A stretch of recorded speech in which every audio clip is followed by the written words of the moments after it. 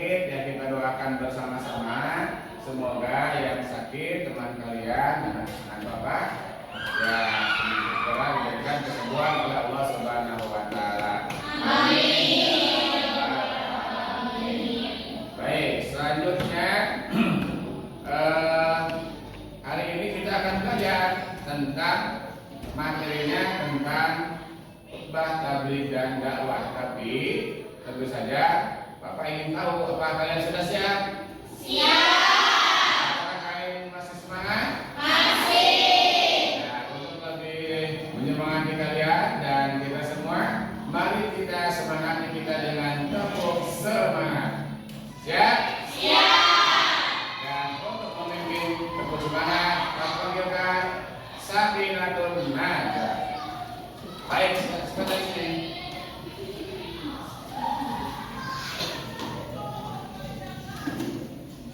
Ya, langsung kita ada apa? Tepuk semangat.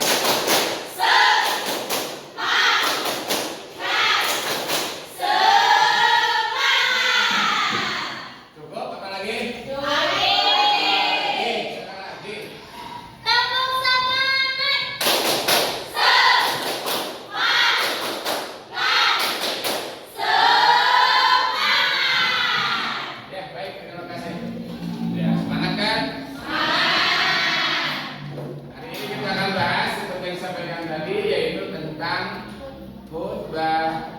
Tabligh dan dakwah.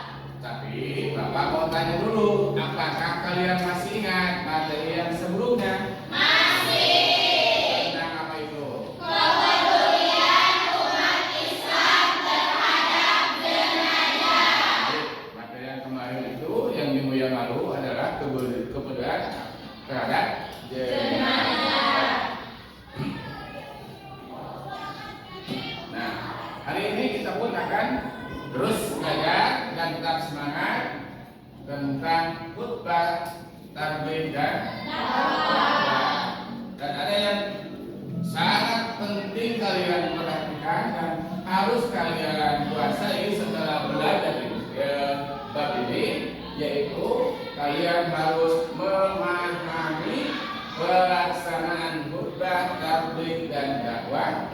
Kemudian kalian pun harus bisa mensimulasikan khutbah, tabligh dan dakwah. Nah, kemudian nanti akan kita lihat sampai di mana keberhasilannya. Maka kalian harus bisa menganalisis metode dakwah Rasulullah Shallallahu Alaihi Wasallam dan seterusnya. Kemudian kalian pun bisa menyimpulkan metode dakwah pada zaman Sallallahu Alaihi Wasallam dan seterusnya. Kemudian dapat juga mengimplementasikan ya tata cara khutbah, tabligh dan dakwah. Dan yang terakhir ini menggunakan cara tulisan kalau saya tidak dapat siswa atau kalian dapat mendemonstrasikan tata cara khutbah, tabligh dan dakwah menurut ketentuan syariat Islam. Baik, hari ini Bapak akan tayangkan sebuah gambar dan sebuah video, nanti kalian analisis. Ya, siap-siap. Diajak itu agama dakwah, maka sering sekali bentrok dengan sesama agama dakwah, yaitu Kristen, karena sama-sama mengajak, sama-sama menjanjikan kebahagiaan, menawarkan keselamatan. Beda dengan agama Hindu, Buddha, Konghucu, bukan agama dakwah, Yahudi, eksklusif hanya khusus untuk keturunan Bani Israel. Nah, di sini Islam dan Kristen sering bersinggungan, sama-sama agama Muslim, agama Islam. Nah, ya seperti bukan tak? Baik anak-anak, setelah kalian menyaksikan tayangan khutbah, tayangan ya dakwah yang disampaikan oleh Profesor Kiai Haji Profesor Dr. Kiai Haji Syekh Akil Siraj, Ketua PBNU ya, Republik Indonesia. Ya, silakan kalian menganalisis tentang pengertian khutbah khutbah, dakwah, dan tabligh. Nah, untuk itu ya kalian akan Bapak buat menjadi 3 kelompok. Yang kelompok pertama 1, 2, 3, 4, 5, 6. Ya, nanti kalian menjadi kelompok 1 akan mengamati, menganalisis, kemudian mensimulasikan, mendemonstrasikan tentang khutbah. Kemudian kelompok 2 nya 1, 2, 3, 4, 5, 6, 7 ya. Kalian kelompok 2 nanti kalian akan mengamati, menganalisis atau berdiskusi tentang tabligh. Dan kelompok yang ketiga yang terakhir adalah ada 6 orang juga. Nanti kalian mengamati atau berdiskusi tentang dakwah. Silakan kalian berdiskusi dan berkelompok. Baik anak-anak sekalian, setelah kalian berdiskusi selama 10 menit, apakah sudah siap untuk mempresentasikan? Siap. Yang akan mempresentasikan terlebih dahulu siapa? Kira-kira grup mana?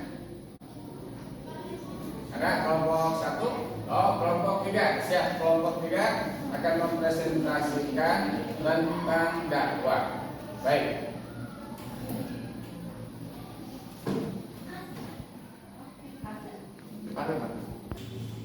Dari hasil diskusi kami, pertama-tama kami akan memaparkan sedikit tentang dakwah. Jadi, dakwah berasal dari bahasa Arab yaitu doa, yad'u, dan dakwatan, yang berarti memanggil, menyeru, dan mengajak pada sesuatu hal yang baik. Baik anak-anakku sekalian, setelah kelompok 3 kelompok menyampaikan presentasinya tentang apa yang diskusikan tadi, nah barangkali ada dari masing-masing kelompok yang ada pertanyaan atau penasaran, ingin bertanya, ingin mengetahui, silakan. Siapa yang mau bertanya? Kelompok mana? Kelompok 1, kelompok 2, atau kelompok 3? Kelompok 2, iya, silakan kelompok 2 bertanya, silakan. Saya izin bertanya kepada kelompok 3. Saya izin bertanya kepada kelompok 3 mengenai dakwah. Pertanyaan saya, bagaimana perbedaan antara dakwah zaman Rasulullah dengan zaman sekarang? Baik, terima kasih kepada kelompok 2 yang sudah memberikan pertanyaan. Dari sini saya akan menjawab tentang pertanyaan yang sudah disampaikan. Jadi perbedaan dakwah pada zaman Rasulullah yaitu dilakukannya secara diam-diam karena zaman dahulu Islam adalah agama yang asing bagi Quraisy. Dan untuk perbedaan dakwah zaman sekarang yaitu dilakukannya secara terang-terangan dan lebih modern karena Islam sudah menjadi agama yang berkembang dengan pesat dan dikenal masyarakat luas. Baik. Tentang khutbah, tabligh, dan dakwah akan disampaikan oleh kelompok 2. Salam berdiri. Baik, terima kasih Pak. Di sini saya akan memaparkan mengenai khutbah, tabligh, dan dakwah. Khutbah berarti memberikan nasihat dalam kegiatan agama, sedangkan tabligh adalah menyampaikan risalah Allah dari Allah Subhanahu wa taala, dan dakwah berarti mengajak orang lain untuk berbuat kebaikan. Iya, bagus, terima kasih.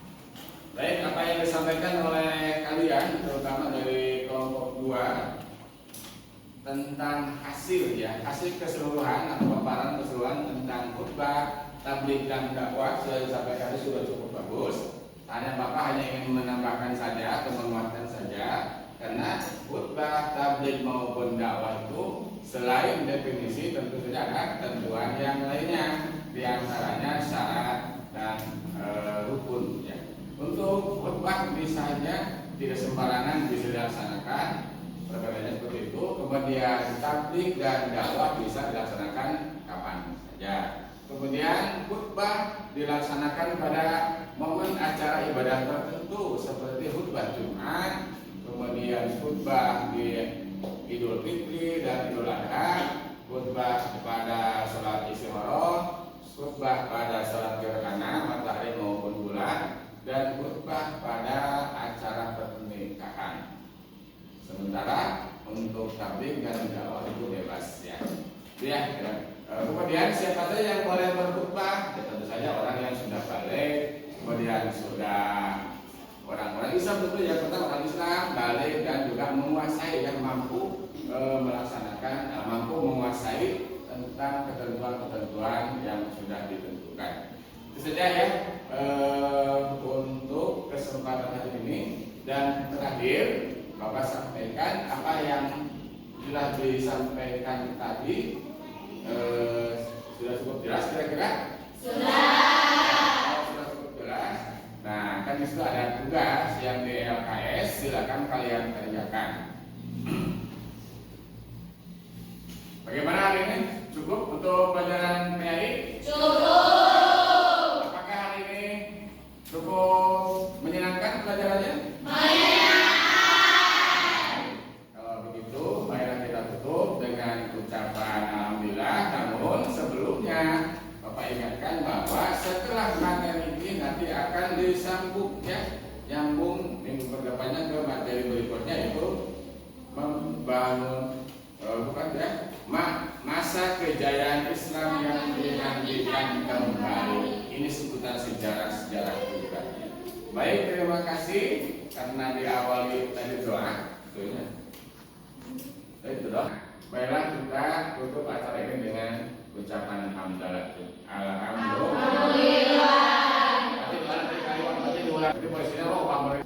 Untuk selanjutnya, karena waktu sudah habis dan materi sudah tersampaikan, kalian sudah cukup lelah, tapi kalian masih semangat, dan semoga ini bisa bermanfaat ya, menjadi ilmu yang manfaat untuk kita semua. Dan kita akhiri pertemuan ini dengan ucapan Alhamdulillah. Bila liqa fi amalil